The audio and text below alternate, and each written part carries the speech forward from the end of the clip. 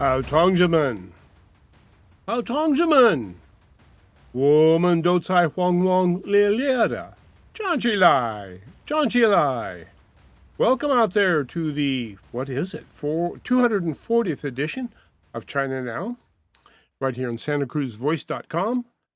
And this is your gang of two. Nan Su, who is the senior investigative reporter for the Epoch Times, and Michael Olson, that's me, who once dreamed in Chinese of going to live there, but who was dissuaded from doing so by the great helmsman himself, Mao Zedong.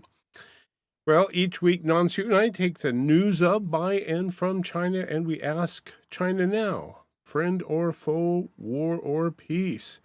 Well, ni hao, Nan. Oh, hi, Michael. Yeah, here we go again. Here we go Another again, week. 240th time. How's that? All right. Well, a lot in the news, Nan. There's a lot of things breaking open, or at least appearing to break open, and one of them being the trade negotiations.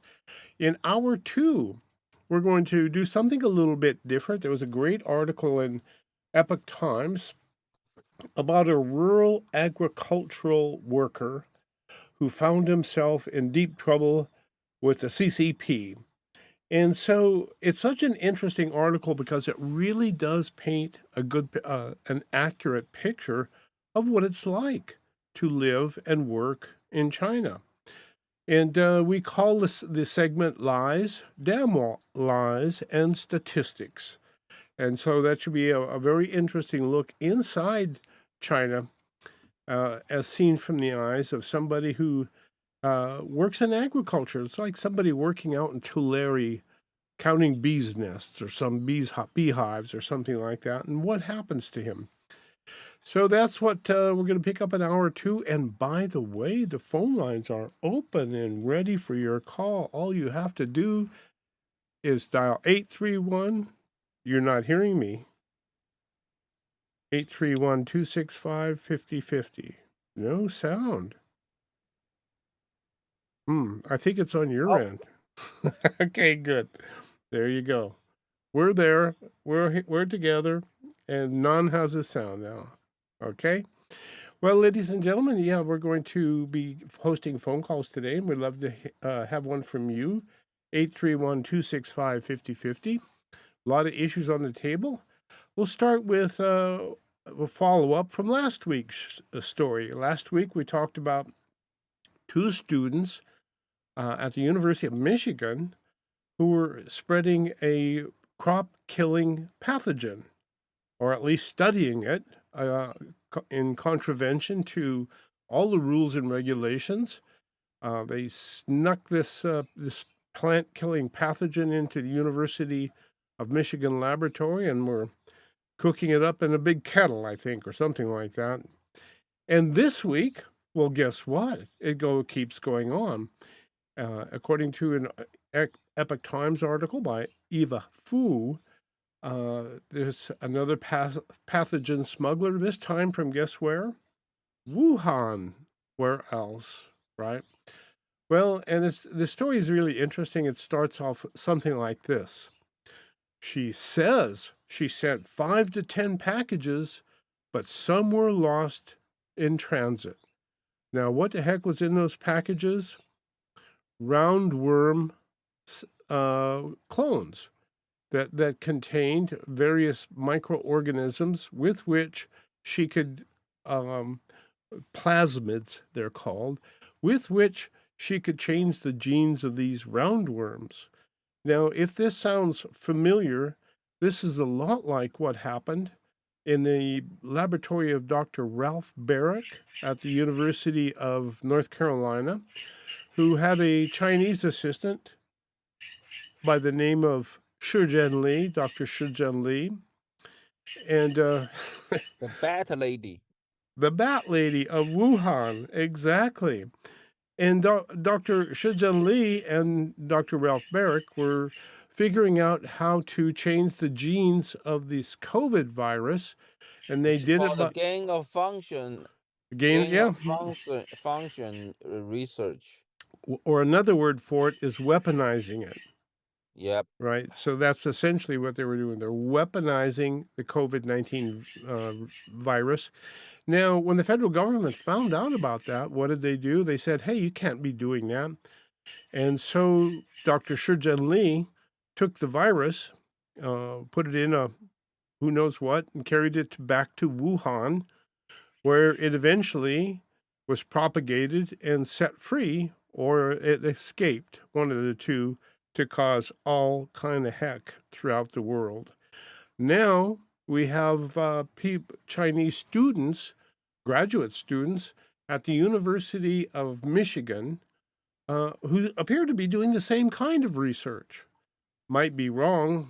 There might be something very legitimate about it, but why would they be studying a plant pathogen that could wipe out a lot of our crops?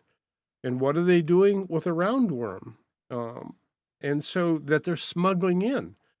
They're not telling anybody. So, Nansu, what troubles me most is the University of Michigan, because these, Well, it's not a surprise to me at all. All these universities, they all these years they bag in, tons and tons of cash from Chinese communist regime. They are totally corrupted. They leave supposedly. They receive taxpayers' money from American taxpayers. but Uh, not enough. they It's never enough, is it? Yeah, yeah, yeah. But then they want more money. They go to take money from the Chinese Communist regime, and then they don't report 'em. That's the key.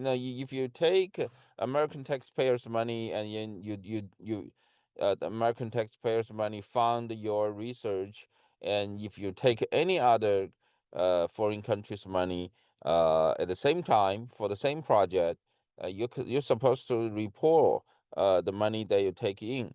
So nowadays, all these universities they just keep taking money from China, and they never many of them don't even report. I don't know if this is the case for Michigan University, but however, clearly, under the supervision of Michigan University, these Chinese students they're doing something they don't even want anybody to know. They don't want anybody to know, so they're smuggling the pathogens and the organisms in, and they're lying to customs and they're lying to everybody. But somebody must know, somebody at the university, they must have a supervisor that's running the laboratory. He or she must know what these graduate students are up to, and yet we hear nothing from them. Well, we didn't hear anything. So basically, I think that the key here is someone need to watch this, but they didn't do their job. I don't know who's supposed to do this part of the job, but then someone's supposed to worse. They deserve to get fired. There has to be an adult in the room when we're playing with these organisms, some of which are pathogens, some of which are crop killing viruses. Somebody has to be in charge. There has to be an adult in the room somewhere at the Yep. University of Michigan and all the rest of the universities around the United States, too. But there does not appear to be. And so this is what we have going on. It's kind of frightening when it gets right down to Well, it. the problem is all these universities authorities they don't take these things seriously. That's the problem. Because all the reports, all the alarms are there. All they need is to open their eyes to listen, to watch and to look and to listen. I mean, back in 2023, August of 2023, the DOD actually had a report with that the buyer threat posture review. That's the name of the report, which you put China as the number one threat to the United States. And the report says the United States is at a pivotal moment facing unprecedented multi-domain buyer threat from China, Russia, and North Korea. and China was listed the number one threat, and much greater than other two countries. Uh, and When it when also when was this report? is August of 2023. 2020. So that's 2 years ago. Yeah, that's 2 years ago. And then that report specifically mentioned, and when they explain why they list China as the top threat, top buyer threat to the United States, they explain that, Chinese regime openly claimed that biology it's new domain of war. It's a new domain Biology is the new domain of war. of war. And the funny thing is, this 2023, August 2023 was at the top of COVID. Yeah. And then the report specifically also mentioned China's so-called um, military and civilian fusion program. We talked about this program before. It's the military program of Chinese Communist regime's military. Under the Central Chinese Military Committee, there is a commission called the Civil and Military Fusion Committee, and that the committee chairperson is Xi Jinping himself. So basically, that regime is all the commission's work is to have send out a bunch of people from China. Normally, they are the engineers, scientists, or students. They will come to United States, steal our technology, and go back to China and give to Chinese military. So that's what this military civil fusion program, the scope of the program is. Now, and think about this. They're trying to now talking about the bio threat.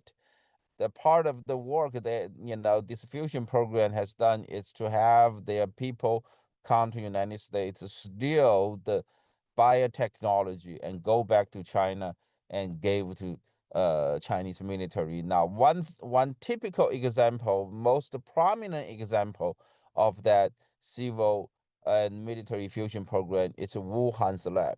And the Wuhan Virology Institute, yes. yeah, Wuhan Virology, Wuhan Institute of Virology is P4, level 4 of virology research institute, the highest, level research institute in the world. Now, that lab actually have both military and civilian research projects going on, and they have like a two-thirds of the projects in that institute, Wuhan's lab, are military research project. Only one-third of them is commercial projects. So they have the same group of scientists working on both civilian research project and military project. So that's the typical example of so-called military and civilian fusion program. And look at the result. The result was the COVID. So when you say fusion, that means the military and the general public have been fused together, Yeah, it's a double. It's for double purpose. right?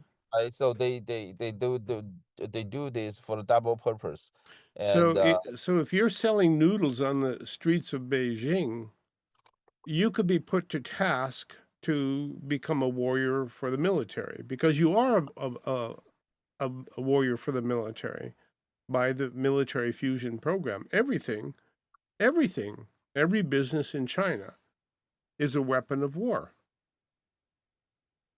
yeah, we don't know what did they do over there, but that's what it is.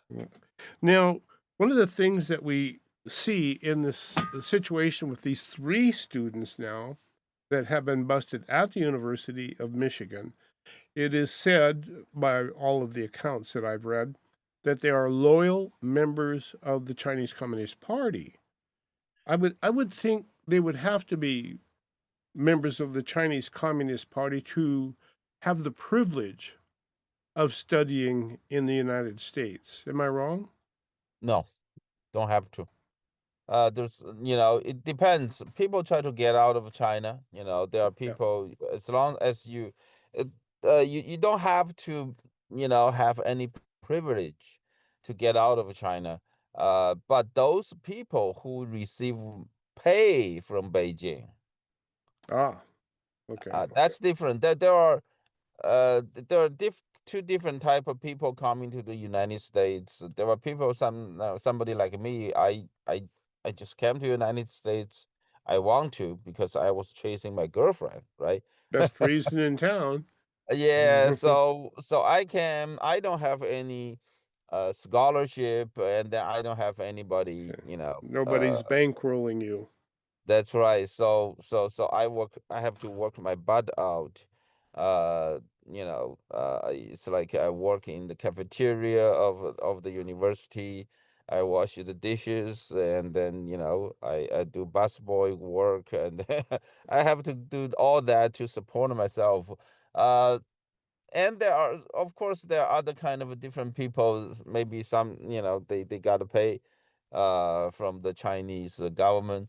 Those are different, so I don't know what they are doing, but the key is you don't have to be you don't have to give your loyalty to the Communist Party in order to get out of China. As long wherever, you have a university here in the United States who take you, they admit you, then you can come, and then you can, of course, you have to get a visa to get out of China.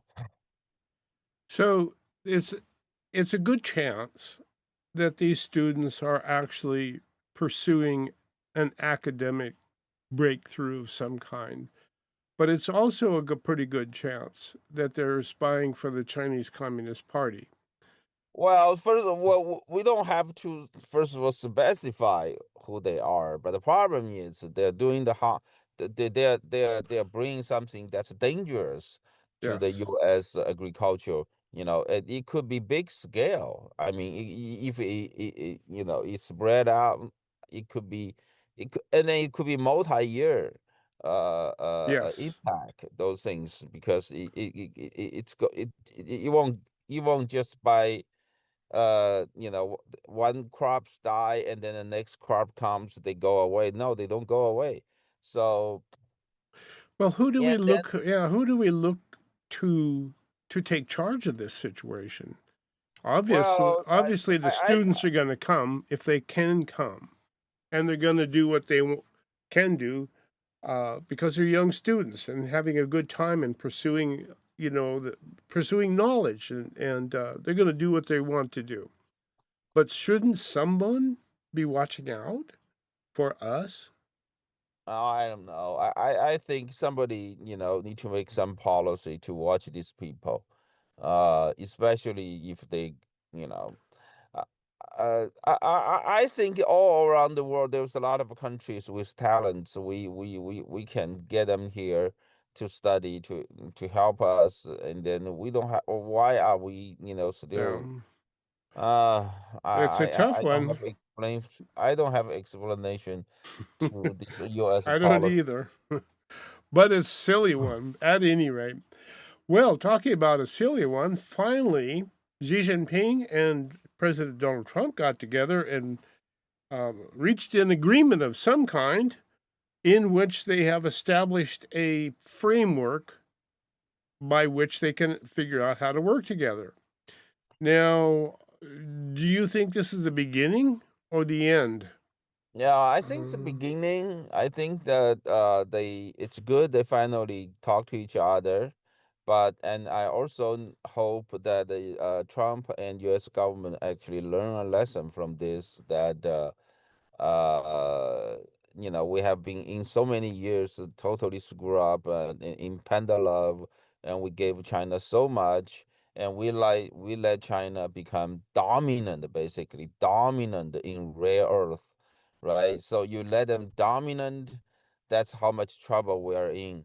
So we have to, so it ends up. I hope he didn't yeah, give up too much to China, but he need to do whatever need to be done to get the rare earths back, so that our auto industry, High our tech, defense cell industries, phones, everything. yes, semiconductor industry, so can start, operate again. So I think that the U.S. government needs to do something to find the different resources, different source of different resource of Rare uh, earths. rare earths from different countries and relocate our supply chain and get rid of those crazy environmental protection Yeah. rules. And then, once we get rid of those rules, we can have a rare earth production here in the United States.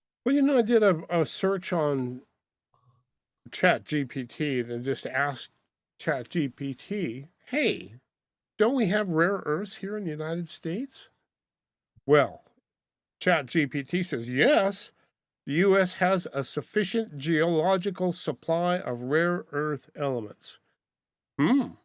No, it hasn't been fully developed, primarily due to economic uncompetitiveness, lack of refining infrastructure, and environmental regulation. That is now changing due to growing strategic concerns. So we've had a sufficient amount of rare earths forever. It's just that we did not think that we would need to develop our own. We could always rely on others to provide it And for. then we write and then well, we can rely on others, but as long as we don't rely on our enemy, right? So now we put our critical, you know uh Infrastructure. right, infrastructure depending on our enemy to survive. That's just not going to work. I hope they learn the lesson. Well, let me go back and ask and look at previous agreements that we have made with the CCP. Have they ever followed through with any of them? No, they don't, so this time they gave us what, 6 months. We uh have a 6 month license. Yeah, 6 months license to buy, but again, this thing is full of holes. They will let you buy, but keep in mind the factories in China, all these factories listen to the communist regime. They can say, hey, slow down the production. There you go. You still don't get what you need, right? So you can't just let our critical technology or production Mhm. that's depending on our enemy. Have we heard anything about what the terms of this agreement are? Not yet. Not yet. Nobody's saying anything yet. I think they just came back from London, and they need to give some sort of a briefing to President Trump, and then President Trump will decide if he's going to sign it. Yes, this agreement requires the signature of both President Trump and President Xi. That's So, right. so That's right. yeah, Don't okay. call him President Xi, Chairman Xi, Chairman, Chairman Xi. I've been cautioned about this before, ladies and gentlemen, and I have to extend my apologize to Namsu for calling Xi Jinping Xi Jinping a president because he's not a president. If he were president, the people would have voted for him, Yep. and the people did not vote for him, and the people can't vote for him because China is not a great country. It's a prison, a maximum security prison, and prisoners don't get a vote as to who the That's it. warden is going to be. That's it. And there it is. Well, on that note, let's take a quick break. Folks, this is China Now with your gang of two, Nan Sue, Michael Olson. And listen, we have the phone lines lit up today, 831 265 5050, 265 5050. And so all you have to do is pick up your phone and join us, and you can make us a gang of three. So please do stay tuned. We will be right back. Save money on airfare to anywhere Low Cost Air is the discount supermarket for all domestic and foreign airlines. A funny thing is going to happen when you call Low Cost Air. You're going to talk to a human being within 60 seconds. Save money on airfare to anywhere. Call Low Cost Air to compare at 800-704-1662. 800-704-1662.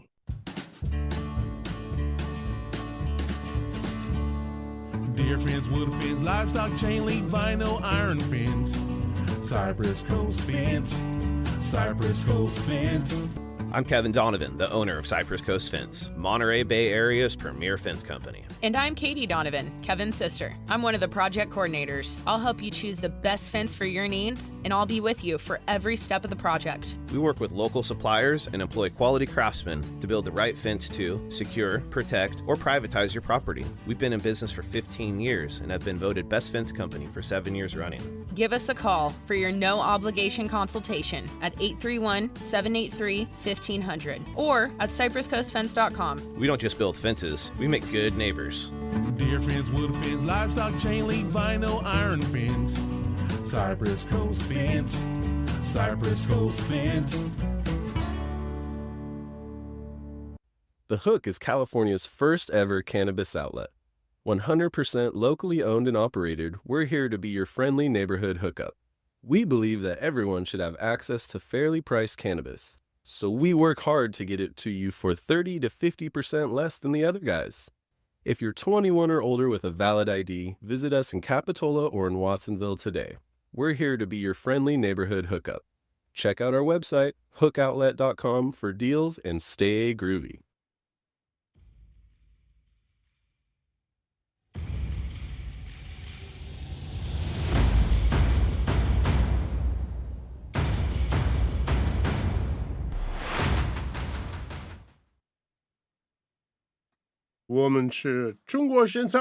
Welcome back. This is your gang of two, Nan Su and Michael Olson. And we do have a phone caller, which we're grateful for. Somebody's tuning in on numbers today to make that call, 831-265-5050, 831-265-5050. And so we'll welcome Mary. Let's see. I think I have her. Hello, Mary, are you there? Well, I guess not. Let's see. Call back. There, I'll try it again. Well, at any rate, we do have a caller. We're trying to figure out how to use it. It's been a while since we used the call screener here. Okay, we'll just keep going here. The voice is, but I can't hear a show. Okay, now, so wait, here's what Mary wanted to know. And the question was about the flu virus that seems to come from China every year. And it seems to be, we know what the flu virus is going to be next year because it's in China this year. And she's wondering, is it that like warfare as well? Somehow? What do you think? I don't know. Flu, it's hard to define because flu that just it happens everywhere, year, right? With or without China. So So it just is what it is, and it's we don't know. It's harder, for us to differentiate what it's the flu that's not for the bio war purpose, or what it's the flu that's for the bio attack purpose. Yeah. It's pretty hard to differentiate them. But we should be able to develop some policy to make people more awareness, and then to protect America from the Chinese Communist regime in a much higher security level. But we seem to be doing an absolutely miserable job of protecting ourselves from much of anything. Going back to the trade talks, as we scratch our head as to what's really going on, we don't know. We collect a little bit of information, and one of the pieces of the information that's been very interesting is was put on the table by Olivia Lee at the Epoch Times, And the title of her piece was "Z is Losing Influence in the Trade Talks." And what she says is, after a 14-day absence from public view, Chinese leader Xi Jinping reappeared on June 4 to host Belarusian President Alexander Lukashenko at his official residence in Beijing. The meeting was commonly called a family-like and informal meeting. So this seems like a very interesting one. One, that Xi Jinping would disappear for 14 days when there's all of these rumors going around that he's losing control of things. And two, that he would host Lukashenko in his own home and away from the capital. Do you have any thoughts on that, Nansu? I don't. Xi Jinping coming more. There's a lot of rumors, A lot of which is usual. Because usually when this kind of regime, if the leaders don't show up, for a period of time, people start concerned. Is there something going on? But they already Xi Jinping in the last week already show up several times. He showed up meeting with the president of Belarus.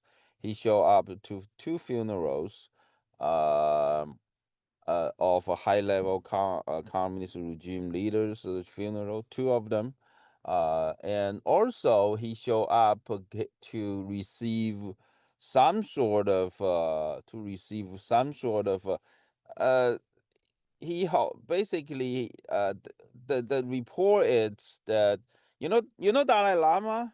Dalai Lama, of course. Yeah, Dalai Lama is not the only Lama in China's northwestern Tibet. area. Yeah. There's another one. But on his same level. It's the two main branches of Tibetan Buddhism. So the another one, Oh, but the other one they didn't. He was not able to get out of China, so he died. So he died in China, and so the Communist Party appointed the next generation, right? So that guy grew up, and he went to Beijing, and he met with Xi Jinping. There was such a meeting, took place last week. And huh. also, yeah, Th- and th- also, I believe there's a report which just came out, which says next Monday, Tuesday, Xi Jinping is going to visit Kazakhstan, to meet all the five Central Asian countries, some sort of Central Asia with China, that kind of they call it C+5, China plus oh, five, China plus five Central Asian countries. So Xi Jinping is going there. So we'll see. We'll see if he lose powers. So I have not really seen much. Uh, not I have not seen personally any big activity that's irregular yet, from my experience. okay, good. Yeah, I wonder about Lukashenko's visit and what precipitated that visit and why he showed up. And furthermore, why I did think that's an unofficial visit. Both sides reported says before he went to Beijing, Belarus official media they already reported that's an unofficial meeting. What I heard is his son is studying in Beijing, ah, so he's going there to he basically find a reason to go to Beijing to visit Xi Jinping, so that he has an official reason to go to Beijing to visit his son. I believe that's kind of okay. that's kind of an arrangement. Well, the alternative would have been something like, well, uh, Vladimir Putin sent him to find out if Putin's still in business. And Well, it's yeah, those things when those things happen, it's there was multiple reasons behind those things. Yeah. But the Chinese state-owned media did show a piece of a clip of a video showing, Xi Jinping. He didn't actually sit down with a Belarus resident in his own home. I Right. think but it's close enough to his own residence. Hmm. And what is the residential area called out Zhongnanhai. in Shanghai? And that's where all of the mucky mucks in the CCP live there. Right. Okay. Well, the Epoch Times, you know, searched around and found some people commenting on Xi Jinping's kind of like semi disappearance, and one of them, Tong Jingwan, said that the muted state media coverage during Xi Jinping's present absence was telling. So Xi Jinping disappeared 14 days, and nobody said anything about it. If Xi Jinping were still in full control, Tong says, the propaganda machine would be working overtime to reaffirm his authority, which is standard practice in China and probably here as well. That they did not strongly suggest something is significant is happening at No, the I top of just the party. mentioned several events, so Yeah, let's just move on. bypass that subject. I don't. Okay. My personal experiences, I grew up in China, and I consider myself very much familiar with all these things. I look at the things going on in China. I don't see much of things that could be called irregular. So just Okay. Nancy says everything is fine, so we don't need to worry about that. In spite of what. well, I'm hoping I will see something irregular. I've been looking forward to seeing that kind Yeah. of things to happen for many years, but so I kind of like, hey, you know, it didn't happen. It didn't happen. Let's keep working on it. Okay. Well, what Just keep Gordon working Chang, on until someday something will happen, something right? will happen. Yeah, Gordon Chang uh, pitches in with this. Let's not get our hopes up. Xi Jinping has lost a lot of power recently, so in all probability, he no longer has the authority to make a deal with Donald Trump. Well, What? he talked to Donald Trump, right? Yeah. So, And now, I don't know about Gordon Chen. okay. He didn't even how much time he spent in China. Well, I don't know how he do his How he would know analysis. those things. Okay. Right. So now Xi Jinping probably, have some health issues. That's my Yeah. best guess. Considering, he didn't show up, he may he may even have. My guess is that 14 days. He may have a small operation or something. Xi Jinping, you look at his appearance in many many international events, the way he walk and the way I heard that he drank a lot alcohols. He drank a lot. So he probably have some health issues. Uh, and at his age, he's probably going to give a lot more. He after he took control of power, in 2012, he established many many small groups. Those small Yeah. groups above different branches of government. So he used those small groups to control different branches government. He due to his health reasons, I think he will give more power to the people he selected. In the standing political bureau, those other six people, those total Right. seven members are in the standing committee of a public political in the political bureau of Central Chinese Communist Party regime. So I think he's probably going to delegate his power to the other six people to do more because his health issue. But I don't think you can call that lost power. Okay. I don't think you can call that loss of power. It's like a President Trump delegate his power to Marco Rubio to handle all the foreign policy issues. Yeah. So, do you think that means Trump lost the power? I think that I don't know how these people do this analysis. Uh, Everybody's free to analyze, Nancy. yeah, it's everybody's opinion, but Sure. I don't think that means he lost the power. Yeah. I think he just delegate his power to other people because it's too much for him to handle. Yeah. So, and also he has been he's been controlled the whole regime for so many years. So Who's left?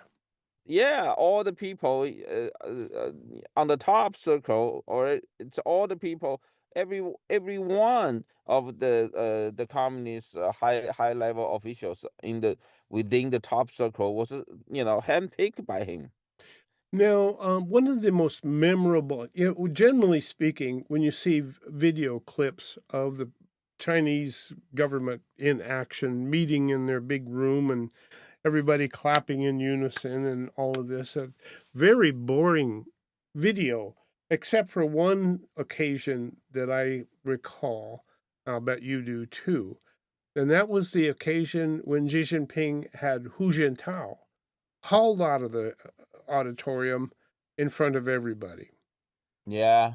Now, I understand that on May 14th, Hu Jintao and a number of other people from that particular regime regathered and vowed to get rid of Xi Jinping.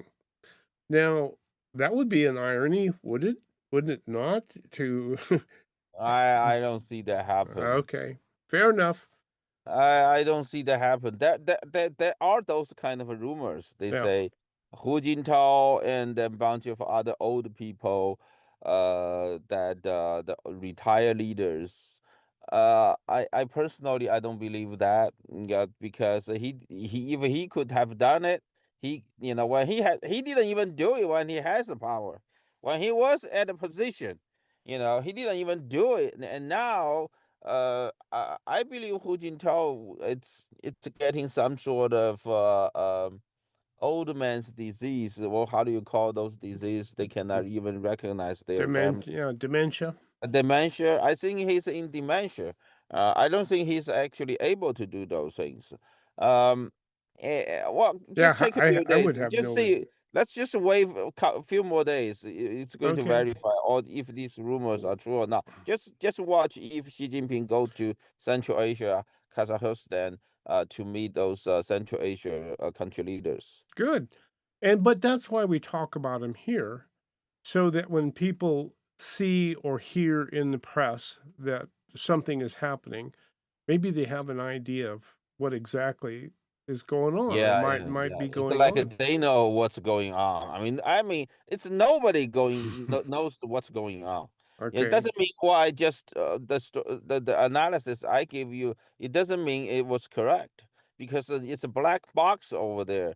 So nobody really knows what's going on. And then the thing you can only verify your guess after things happening the next, right? Right. So let's see what's What going to happen happens? this Yeah. week. Okay. Should be an exciting week coming up at any rate. Hey, and look who's been funding the Los Angeles riots. Have you been keeping an eye on that one by any chance, Nansu? Yeah, well, one thing that really worries me is that one of the main organizer of the Los Angeles protests, it's a PSL. You know, Neville Singham. PSL, Yeah. Party of Socialism and Liberation, and that organization have a tremendous relation with the Chinese Communist regime. That party, it's Marxism, Leninism. It's a communist party basically. Yes. Uh, and then they have a tremendous relation with North Korea regime and Chinese Communist regime. Uh, Boy, that really make me feel chill. That one does. run or sponsored by, paid for by an American tech billionaire by the name of Neville Singham, whom the New York Times described in August 2023 as sitting at the center of a lavishly funded influence campaign promoting pro-Chinese Communist Party propaganda. Singham lives in Shanghai, China, and he is married to Code Pink co-founder Jody Evans, who has since become a pro-China after marrying Singham in 2017. So that's very interesting. Singham made his money here, went to China with $1 billion, and is using his money from China to sponsor riots in Los Angeles, essentially.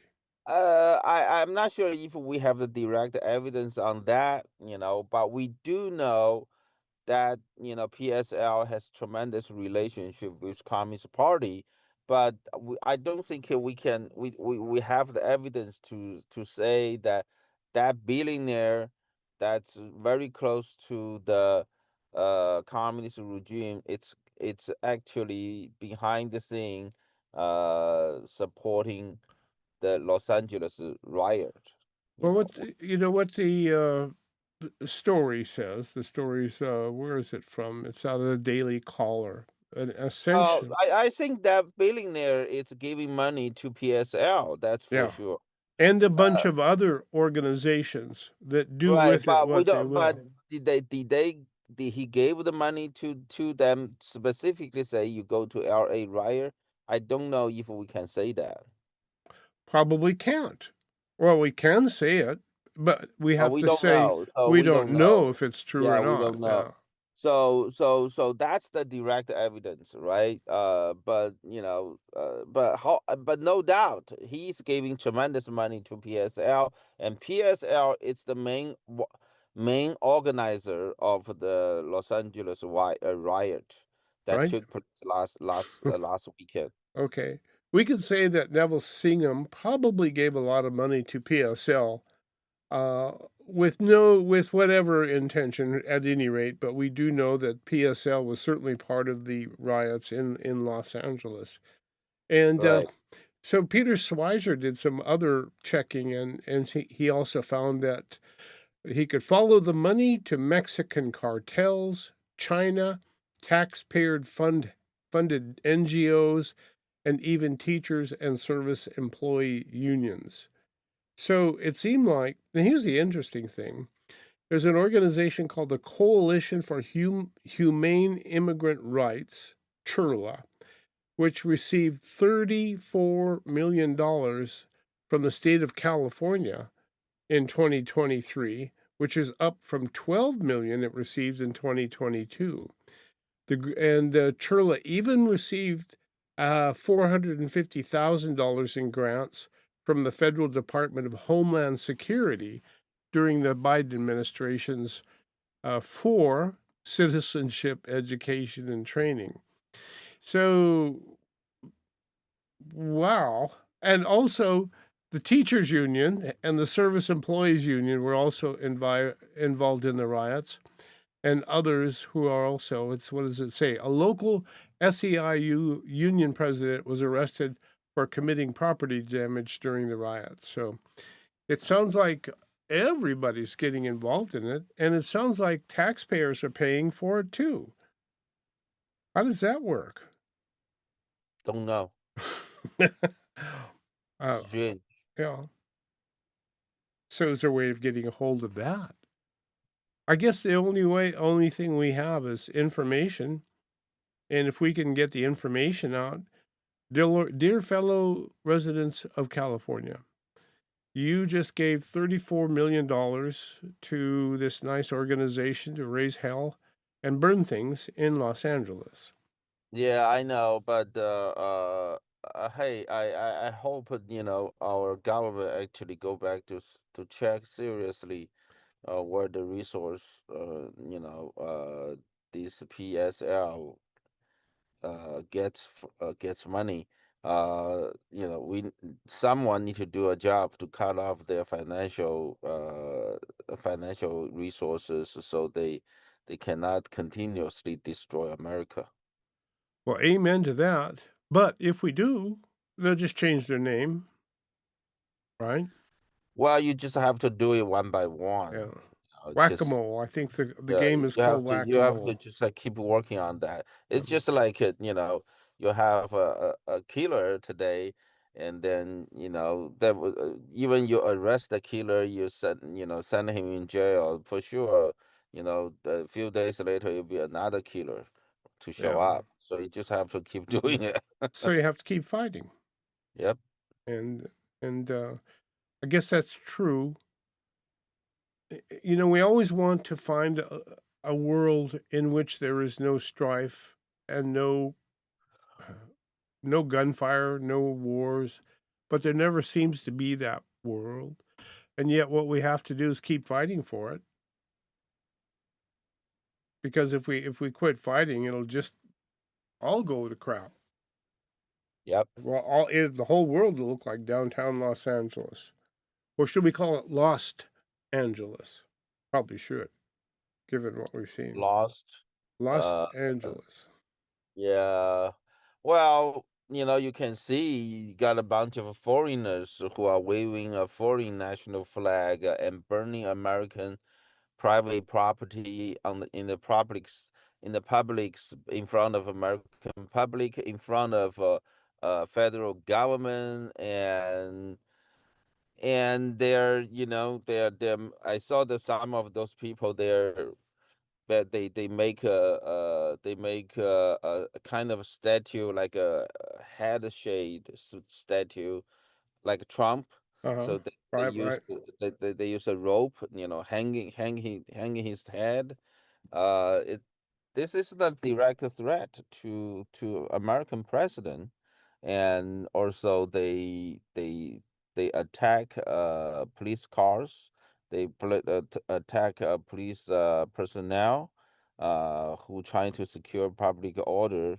And you Uh, know that, Nan, I it was think this is an insurrection. it is a well-planned and coordinated militaristic operation with zealous religious overtones. Yeah, yeah. I think this is an insurrection. Which is another word for insurrection when it gets right down to it, because that's what they're trying to do. It's a Well, you don't burn things. I mean, you have a right to express your to exercise a freedom of speech, but you don't burn things. Those are way more cars. They're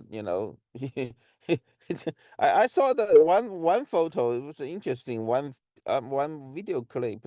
A guy is holding a hammer to try to destroy the curb of the street. I don't know why he's doing that. That's kind of stupid. well, the whole thing. I don't even know what most of those people were complaining about anyway. Well, ladies and gentlemen, that's the first hour of China Now. We thank you for joining us. When we come back, we're going to take a look inside China and see what it's like to live there and work there and try to be true to your profession and in your job, and what happens when you have to tell a lie for the CCP. This is China Now. I want to thank you all for tuning in. We will be right back after these top of the hour messages, so don't go away. 831 265 5050.